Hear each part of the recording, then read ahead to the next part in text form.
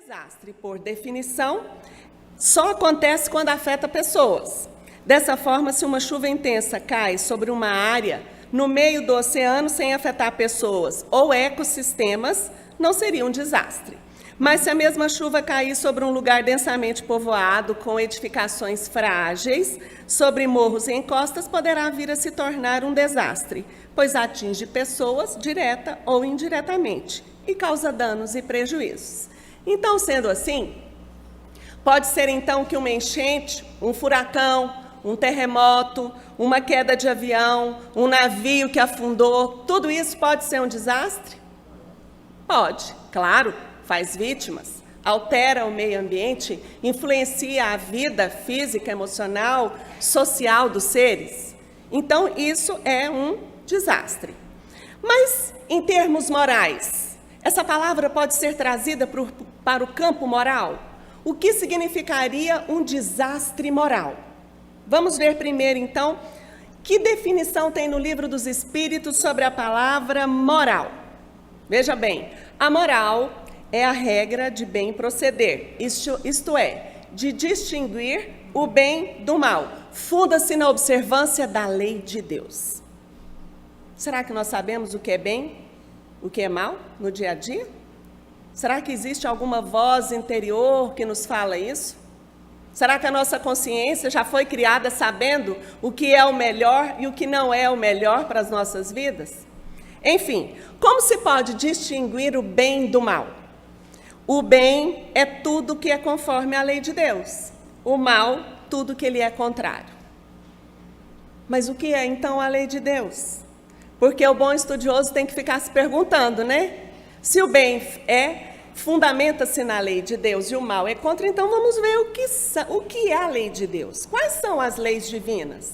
As leis divinas, lá no Livro dos Espíritos, quando Kardec formula as perguntas para os Espíritos, ele procurava com esse intuito de pesquisa. Então ele pergunta, na pergunta 617, as leis divinas, que é o que compreendem no seu âmbito, concernem a alguma coisa que não somente ao procedimento moral? Os Espíritos respondem, todas as da natureza são leis divinas, pois que Deus é o autor de tudo. O sábio estuda as leis da matéria. O homem de bem estuda e pratica as da alma. Dizem respeito especialmente ao homem considerado em si mesmo e nas suas relações com Deus e com seus semelhantes. Contém as regras da vida do corpo, bem como as da vida da alma. São estas, então, as leis morais. Meus amigos, tudo está em Deus. Tudo respira Deus, seja do nosso mundo interior ou fora. Logo, tudo é de Deus. As leis que regem a química, a física, a biologia, também são leis divinas. Se nós soltarmos um objeto, ele cai no chão. Ele está obedecendo qual lei? Gravidade. Com o tempo, a velhice obedece muito bem a essa lei, não obedece? Vem tudo para baixo. Fala, ô lei da gravidade danada. Essa lei é lei de Deus.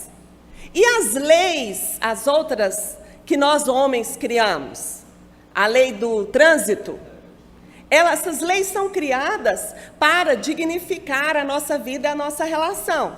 Porque nós ainda não temos todas as leis divinas do campo moral a nos governarem plenamente. Já pensou, por exemplo, se não tivesse um semáforo, será que nós seríamos tão solícitos? Não, pode passar primeiro. Seríamos? Não precisaria de fila, né?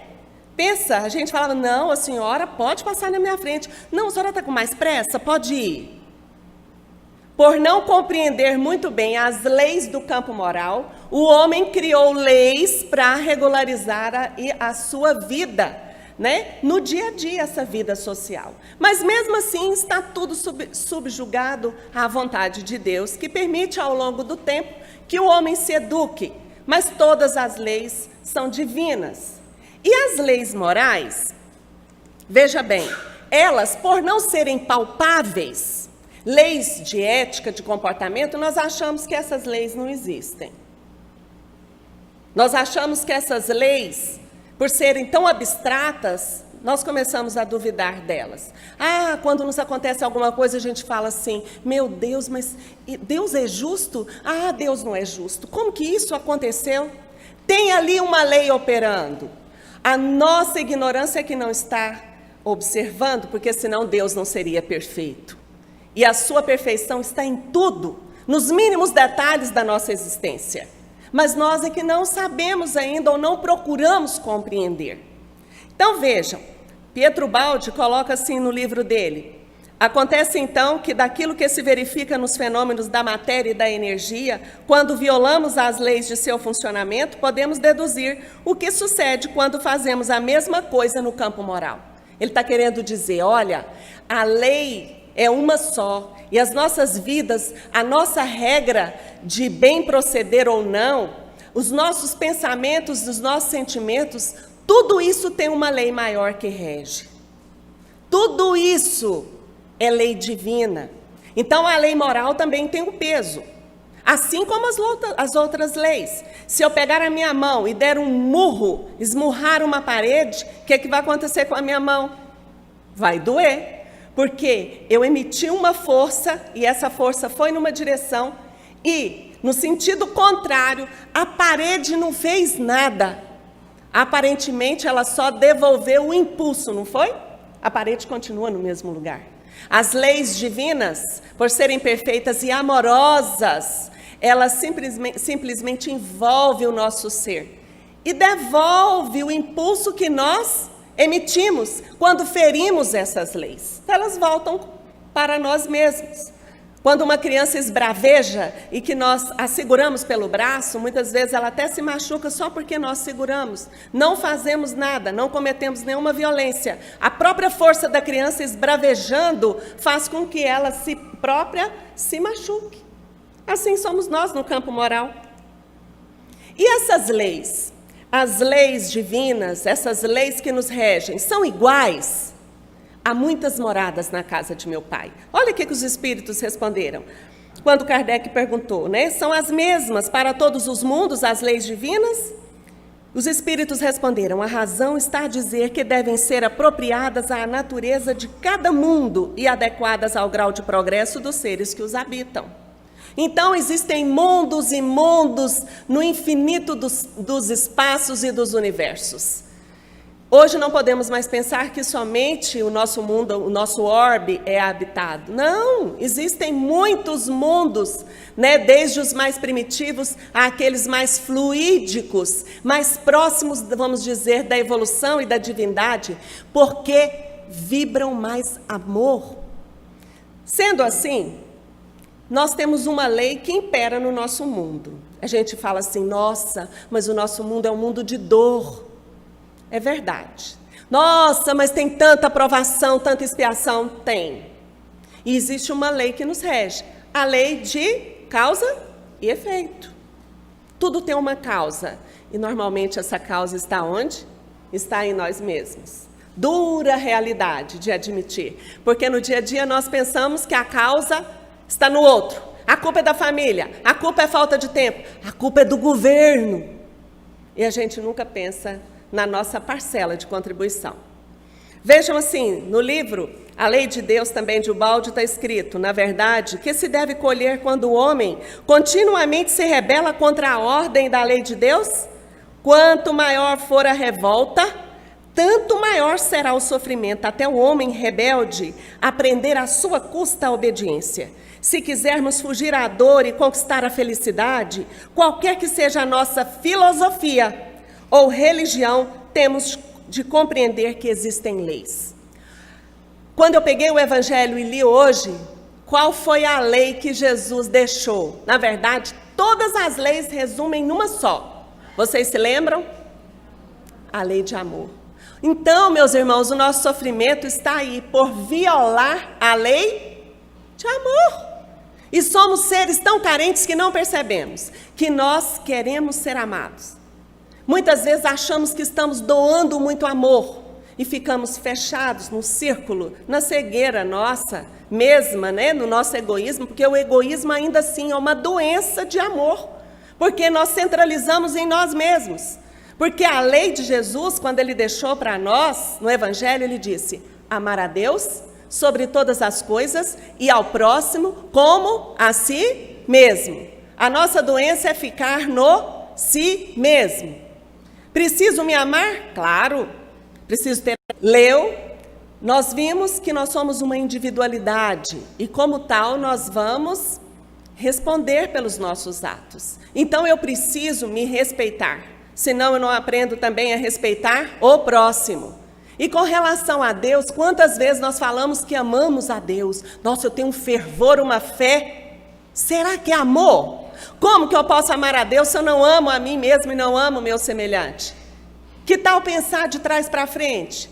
Quando eu começar a pensar no si mesmo, o que eu sinto, o que eu penso, o que eu falo, o que eu faço, e começar a sair dessa região do meu próprio umbigo e começar a olhar para o outro. Assim uma vibração diferente toma conta de nós. Assim nós vamos acessando Deus dentro da própria alma, porque nós procuramos Deus do lado de fora, numa visão antropomórfica. Aonde está Deus? Jesus disse: o reino de Deus não está aqui nem acolá.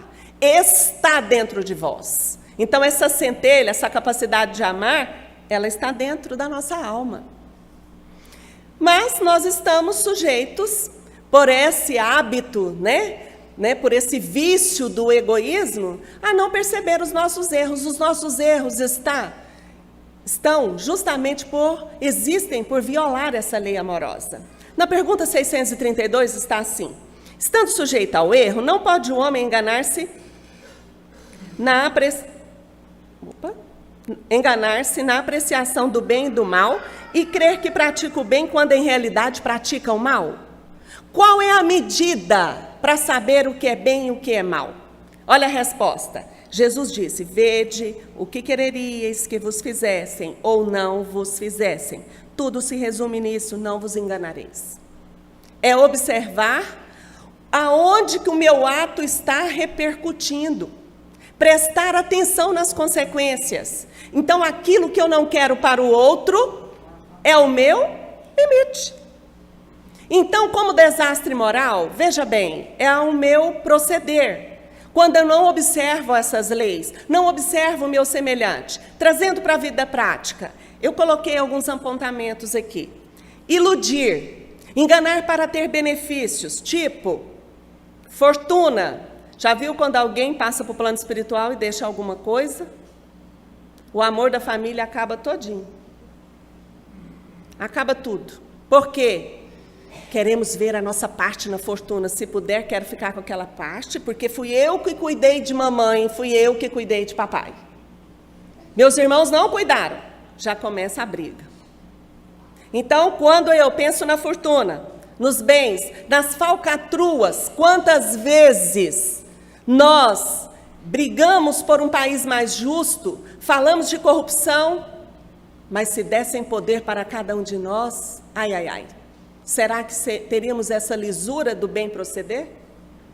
Dá o poder para nós, pobres, doentes, orgulhosos, egoístas. É porque não nos foi dada a oportunidade. Só saberemos se passarmos pela prova. Competições no trabalho. Existem? Desejo de poder? Ou, como existe, aquela promoção? Seduções afetivas e sexuais seguidas de abandono. Hoje, o respeito ao outro passou longe. Na vida sexual afetiva, então, usa-se o outro como se fosse um prazer momentâneo, sem o menor respeito pelo sentimento. E isso pode ser um desastre moral na minha vida? Pode. Fere as leis que Jesus ensinou? Fere sim. Porque a religião, a religiosidade, melhor dizendo, é essa relação nossa com o divino, com Deus. E isso vale para em qualquer lugar, em qualquer momento das nossas vidas. Não é só no domingo, quando a gente vem aqui tomar um passe, ou quando assiste a missa, o culto. Não! A regra do bem proceder, ou essa visão da nossa parte moral, ela vale em qualquer lugar. As maledicências e julgamentos. Nossa, não desejo nada de mal para ninguém. Mas quando olha para o outro, que o outro fala alguma coisa, no pensamento pensa, nossa, não suporto fulano, dá vontade de matar quando ele abre a boca. Nem suporto. Isso é um julgamento? Sim, é um julgamento. O pensamento tem cheiro, tem cor, tem velocidade, vai impregnar o ambiente e vai impregnar principalmente a nós mesmos. Por isso que a gente toma passe, porque a atmosfera pesa tanto por causa do nosso proceder que não é tão justo com a lei, que tem dia, gente, que a gente sai de casa e vem tomar passe. A gente toma passe para quê? Para dar uma aliviada nas formas pensamentos, no peso da energia que nós mesmos criamos e respiramos nela. Corrupções e prejuízo coletivo. Quanto mais pessoas são envolvidas pelos meus procedimentos, mais dor eu planto na minha vida. Ah, mas quantos cometem tantos desatinos, parece que não acontece nada, lê do engano. Aí está a doutrina espírita a nos informar o nosso caminho. Violência física e verbal, nem se fala, né?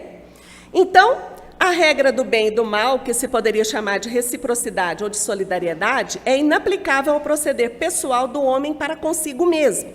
Achará ele na lei natural a regra desse proceder e um guia seguro? Um exemplo, né, que os espíritos deram. Quando comeis em excesso, verificais que isso vos faz mal. E eu pergunto para vocês, e o que é que a gente faz? Mesmo sabendo, continua comendo. Toma café da manhã pensando no que nós vamos almoçar. Mal saiu da mesa, no jantar, no lanche e assim sucessivamente, né? Se atendesse sempre à voz que lhe diz basta, evitaria a maior parte dos males, cuja culpa lança a natureza. Nossa, aquele almoço não me caiu bem? Será que não foi a quantidade do meu almoço que não caiu muito bem? Nós não paramos para pensar, né? Enfim, e o mal proceder, então, para consigo mesmo? E esse mal proceder? Veja bem, suicídio inconsciente. Nós achamos que suicidar só acontece pelos modos diretos e violentos, né? Tomei alguma substância, peguei uma arma de fogo e assim, e outras. Não, existe o suicídio inconsciente. Quando? Quando se vive para comer e não come para viver. Excessos de todo prazer, né? Bebida, sexo. Normalmente na Semana Santa se fala-se muito em jejum, né? Antes da quaresma. Na quaresma faz-se o jejum alimentar. Alguns já pensam no jejum moral. Nossa, estou na quaresma, não vou falar nadinha do que eu estou pensando. Mas já pensou. Mas tá bom, não falou, né? E a hora que passa a quaresma, que passa a sexta-feira da paixão, o que acontece? Ai, chegou o sábado de aleluia, que felicidade, né? Aí, para a maioria de nós, soltam-se as peias e vamos continuar com os velhos hábitos. Aflições para possuir mais do que necessita. Isso é um suicídio? Claro, o estresse, a ansiedade, transtorno, levando a transtornos psíquicos, físicos. A doença do momento não é mais barriga d'água ou tanto a verminose para a maioria de nós. As doenças hoje são depressão, transtorno bipolar, ansiedade, já nas crianças e nos jovens. Quando nós criamos expectativas que levam a decepções, nós criamos expectativas, logo geram expectativas. Quando não são atendidas, nós não sabemos lidar com frustrações, nem as gerações mais novas, e não ensinamos para elas. E aí, hoje nós temos dados aí estatísticos mostrando que crianças suicidam. E ódios, mágoas, revoltas, né? A dificuldade de aceitação. Veja, tudo isso, gente, são falhas no nosso comportamento diante da lei amorosa de Deus, que através de Jesus desceu das alturas, né, dos esplendores celestiais para nos ensinar. Então, o que é a evolução que os espíritos nos ensinam? Veja bem, Adenauer Novaes, que é um grande espírita, psicólogo, tem muitos livros maravilhosos, coloca assim para nós. No livro Conhecendo o Espiritismo, a evolução humana consiste em adquirir-se o conhecimento das leis de Deus, evoluir e aprender suas leis para a felicidade própria e coletiva. Ninguém é feliz sozinho. A felicidade é conjunta, nós somos criados todos juntos e só voltaremos ao Pai também de forma coletiva. Então, qual é o fim da reencarnação? Expiação, melhoramento progressivo da humanidade. Sem isso, onde estaria a justiça? Porque o intervalo do berço ao túmulo não dá para praticar evangelho. Se alguém desencarnar hoje, pode dizer, eu amo plenamente o meu próximo e, consequentemente, a Deus. Verdade isso? Se alguém falar que é verdade, eu vou falar que é mentira. Porque a gente tem medo das punições de Deus. Não sabe ainda o que é o pleno amor. Então, a gente está vivendo várias experiências reencarnatórias para aprender essa lei amorosa. É limitado o número das existências corporais ou o espírito reencarna perpetuamente? A gente fica assim, nossa, mas já vivi tanto, certamente. Com certeza, já vivemos várias experiências, várias personalidades, vários hábitos, tendências que são cultivados e repetidos, né? A cada nova existência, o espírito dá um passo adiante na senda do progresso. Mas existem também comportamentos, né, que nós não observamos em nós e adoramos pegar um símbolo e ainda criticar e julgar. Nessa época do ano, né, agora recentemente foi domingo de Páscoa, Jesus, nós relembramos a morte do Cristo e tem uma figura que todo mundo critica, fala, e se puder participar da malhação dele, participa, que é a figura de Judas Iscariotes. Quem foi Judas? Todo mundo sabe quem foi Judas. Quem foi Judas? O traidor que entregou Jesus, né? Nós sabemos quem foi Judas. Será que nós sabemos depois o que Judas fez depois desse desastre moral de entregar Jesus? Será que ele passou por sofrimentos? E o que ele fez para se reerguer como espírito? Se eu perguntar para vocês sobre Pedro, o apóstolo, o que ele fez de negativo, eu tenho certeza que todo mundo sabe. O que foi que Pedro fez? Mais alto? Negou Cristo 3 vezes. Viram como a gente sempre consegue perceber o erro do outro e fica fixado? Então vamos ver Judas. Judas era um discípulo de Jesus que abandonou toda a sua antiga vida para seguir o novo mestre. Ele pensava que o Filho de Deus seria um guerreiro. Ele pensava que o Filho de Deus, né, porque a visão hoje nossa ainda é de Deus, uma forma humana, e que o filho dele naquela época também era mais ainda essa visão. Seria um guerreiro que viesse mostrar todo o seu poder. Então, visto ter passado muito tempo, Judas amava Jesus. Sim, amava e achava que ele tinha que mostrar todo o seu poder. Foi logo assim, pensando dessa maneira, que ele cometeu um desatino, né? Visto ter passado muito tempo, Judas quis entregar àquele que amava, pois certamente havia pensado, entregarei o Mestre Jesus e ele se mostrará em sua glória, destruindo os inimigos, e eu ainda levo 30 denários, 30 moedas, ou seja, 30 moedas de prata. Esse deve ter sido o pensamento de Judas, que não era o de trair e mandar o Mestre à morte, mas era o de tentar agilizar o momento da guerra sonhada por ele. Isso está nos 4 evangelhos de Rustem e está também na Boa Nova, livro psicografado do Chico, mostrando as intenções de Judas. Então Judas achava que Jesus era muito humilde, que Jesus tinha que mostrar todo o poder dele para o Império Romano. E ele ficava entre os pobres, entre os humildes, pregando, e eles já haviam vivenciado vários milagres. Então ele pensava, olha, se eu entregar Jesus, a hora que pedir para ele a prova maior, ele vai dar essa prova, mostrando do que ele é capaz. Mas Jesus nada fez daquele comportamento que Judas esperava, nada aconteceu. Então, nós sabemos as consequências disso. Judas, que era um espírito desejoso de adiantar-se, mas orgulhoso e por demais confiante nas suas forças, pedira antes de encarnar que lhe fosse concedido participar da obra do Cristo, esperando tirar dessa participação abundantes e preciosos frutos. Assim como também, meus irmãos, nós pedimos para reencarnar, pedimos para passar por situações de crescimento interior. pedidos de desculpas ao nosso próximo. Pedimos para reencarnar debaixo do mesmo teto.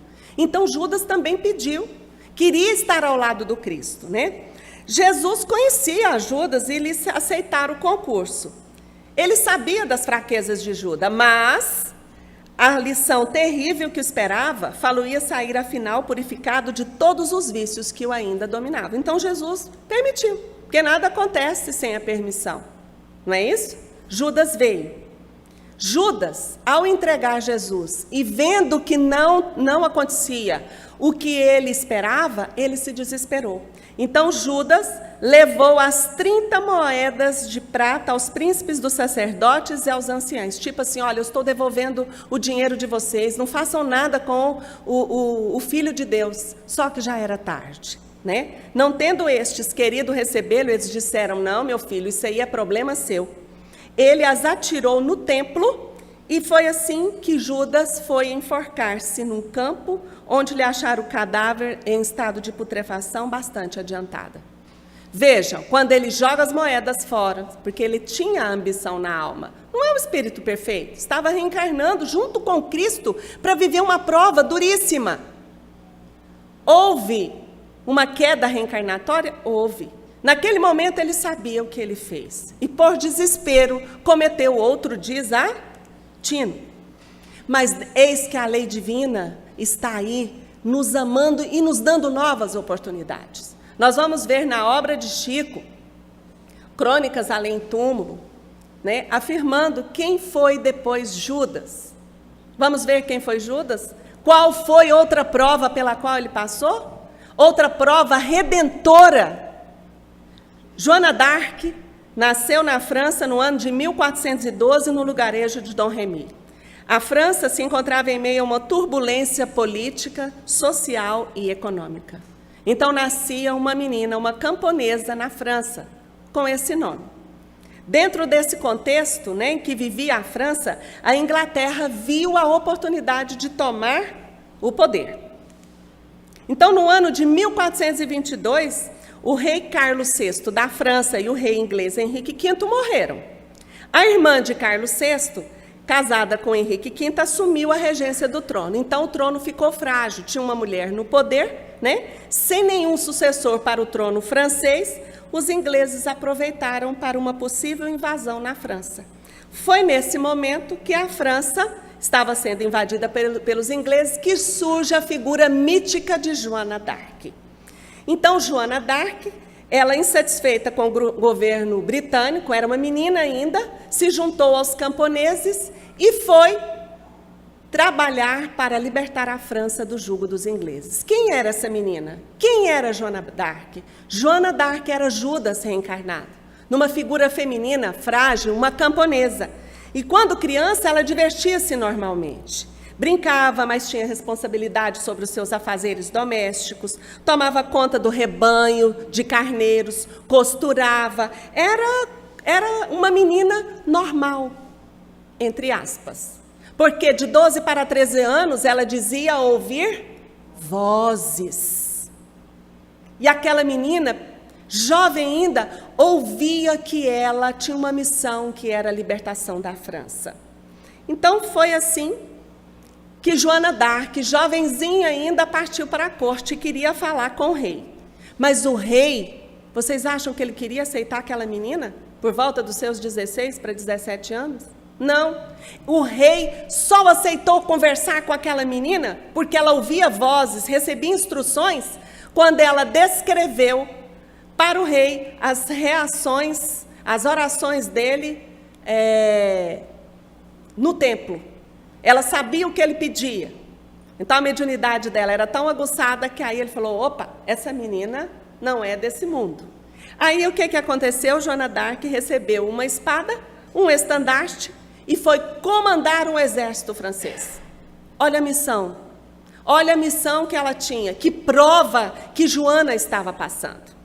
Então, Joana queria atacar a região de Orleans sob o comando dos ingleses. Ela levantava uma bandeira em que estava escrito: a vós, ingleses, que não tendes nenhum direito neste reino de França, o rei dos céus vos ordena e manda por mim, Joana, a donzela, que deixeis vossas fortalezas e retorneis para vosso país, caso contrário, farei grande barulho. Essa era a bandeira de Joana d'Arc. Então, veja, a gente vê outros na nossa história, como Gandhi, que libertou a Índia do jugo também dos ingleses. O que Gandhi pregava? A não violência. E a gente pensa, como pode? Como? Pois Joana já vinha mostrando isso, né? Aquela menina, olha, por favor, liberem a França. E depois de muitas batalhas, eis o que aconteceu com aquela menina. Após a expulsão dos britânicos, os nobres franceses, representados pelo rei Carlos VII, temerosos de uma forte aliança popular entre Joana e a população camponesa, entregaram-na para os ingleses. Ficaram com medo daquela menina revolucionária e entregaram para os ingleses. E o que aconteceu com Joana? Foi queimada na fogueira. Então, Joana também sofreu uma traição. Aí nós vamos pensar, nossa, a lei de Deus é a lei de talião? Olho por olho, dente por dente? Não, porque a nossa consciência íntima nos chama para praticar a lei divina. O mal nos incomoda, e quando ele chega em determinado momento, a criatura não suporta mais, e ela quer se libertar daquilo.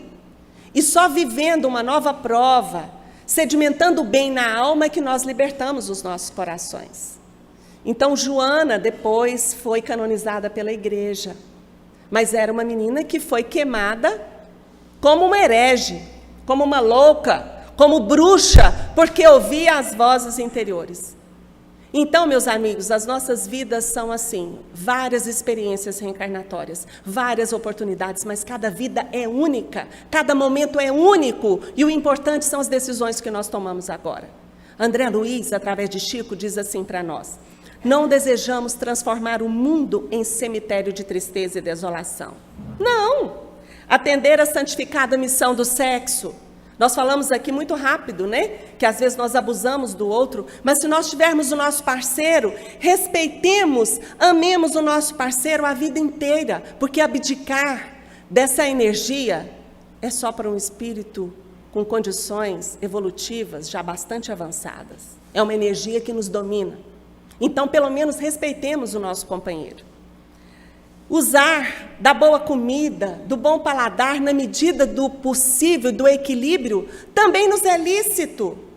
É-nos um prazer ainda. Qual a mãe que não gosta de receber um filho em casa com um bolo, com uma comidinha?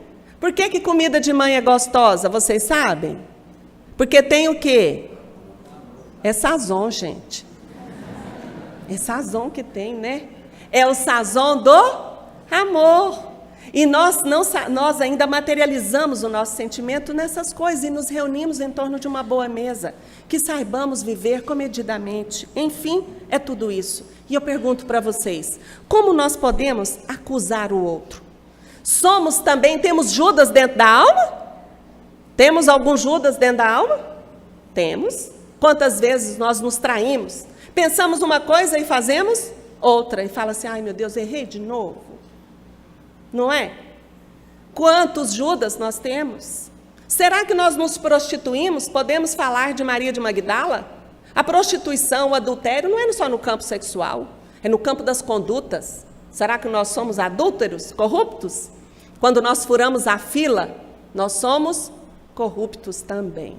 A corrupção não é só quem domina o poder. No dia a dia nós somos corruptos também.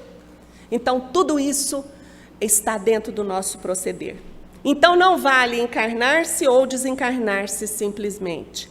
Vale a renovação interior com acréscimo de visão, a fim de seguirmos à frente com a verdadeira noção da eternidade em que nos deslocamos no tempo. Ninguém vai nos perguntar quantos passes eu tomei ou quantos passes eu dei. Ninguém vai perguntar quantos cultos nos lares eu fiz, nem quantas sopas eu levei para os famintos. Mas o que eu gerei na minha alma de transformação interior. Somente o trabalho nos renova. Mas não basta viver por viver. É imperiosa a nossa observação.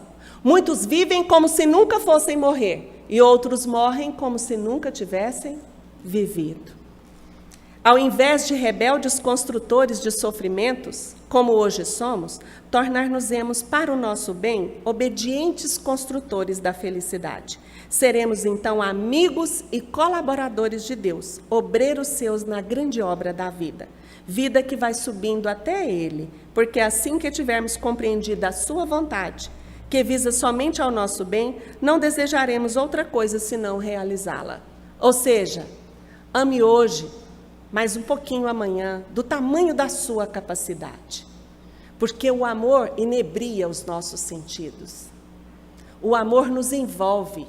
E enquanto não conseguimos entender o amor, ele é traduzido na forma de pequenas gentilezas, pequenos muitos obrigados. Por favor, com licença, deixe que eu te ajude. São pequenos movimentos da nossa alma. Porque quem é bom, doa um pouco. Quem ama, vive para doar. Quem é bom, suporta a ofensa, mas quem ama, esquece. Quem é bom, sorri, mas quem ama, faz sorrir. Quem é bom, começa e acaba. Quem ama, começa para nunca mais acabar. Quem é bom, faz o que pode, mas quem ama, faz o impossível. Quem é bom, ajuda e mede a sua ajuda, mas quem ama, ajuda sem medir. Quem é bom, sobe conosco ao Calvário, mas quem ama, fica por nós na cruz. Que Jesus, o símbolo desse amor maior, possa nos envolver a todos nós. Graças a Deus. Que Deus seja louvado. Que assim seja.